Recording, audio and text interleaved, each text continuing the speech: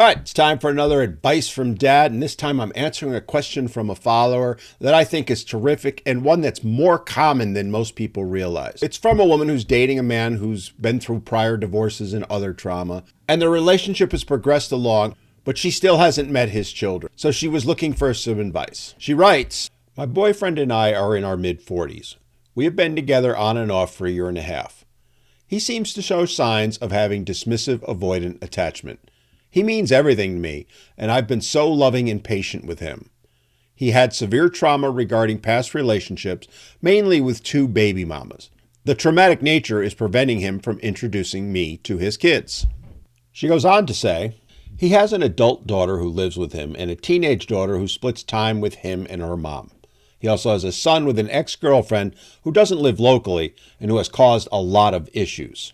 I have expressed how much I want to meet them, but he still hasn't let me into his life with his kids. I'm feeling left out all the time and only see him once or twice a month because of his work and kids.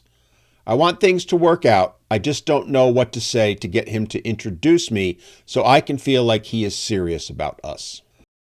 All right, let me start by saying thank you for the question, and it speaks volumes about the type of person you are, that you genuinely want to work this out. And as I always say, I'm not a shrink and I'm not giving therapeutic advice, just simply my own thoughts and opinions. And in this case, it's as one who's been very much like your boyfriend. Because while I don't have it full blown, the honest truth is dismissive avoidant attachment is something I've dealt with my entire life. And it stems back to what I went through in my childhood. And for those that don't know what it is, in a nutshell, a person that is dealing with it is usually someone that doesn't pursue romantic relationships. They may, in fact, actually avoid them. They may be afraid of or trying to avoid things like emotional connection, attachment, and letting themselves get close to others. Again, I'm not a shrink, and I've certainly never met your boyfriend, but I'm going to take your word that that is a possibility. And the advice that I'm going to give is based on that being a possibility. Now, let's understand your feelings, your concerns.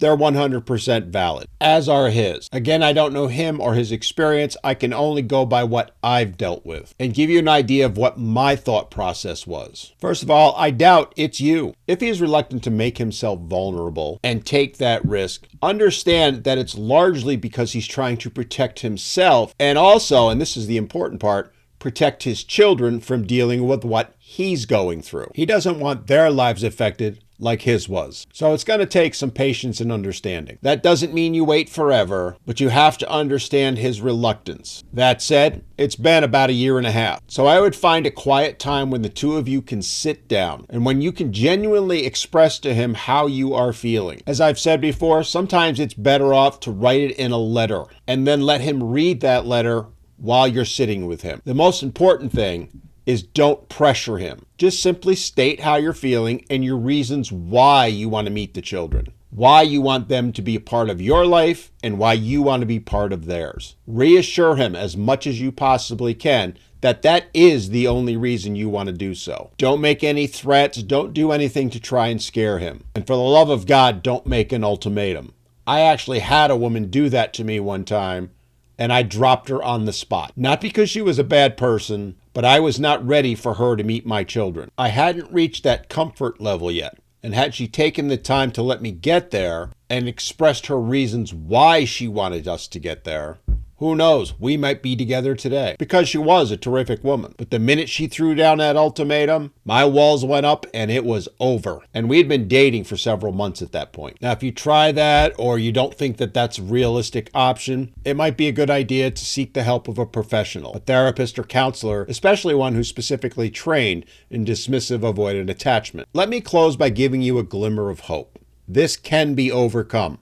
I'm living proof of it. It took me a while to let someone in and let them meet my children. But once I did, she not only became their friend, she became, in effect, their mother. In fact, to this day, in many ways, they consider her to be more of a mother than their actual mother. I sincerely wish you the best as you move forward. And I hope the suggestions I've made will help others who are dealing with this and trying to move forward. And I genuinely hope that your boyfriend sees what I'm seeing. Someone who cares enough to try and find the best way forward. It's obvious to me that you care about him and that you care about his children, even though you haven't met them. I hope he can find a way to let go of that past and build towards a terrific future.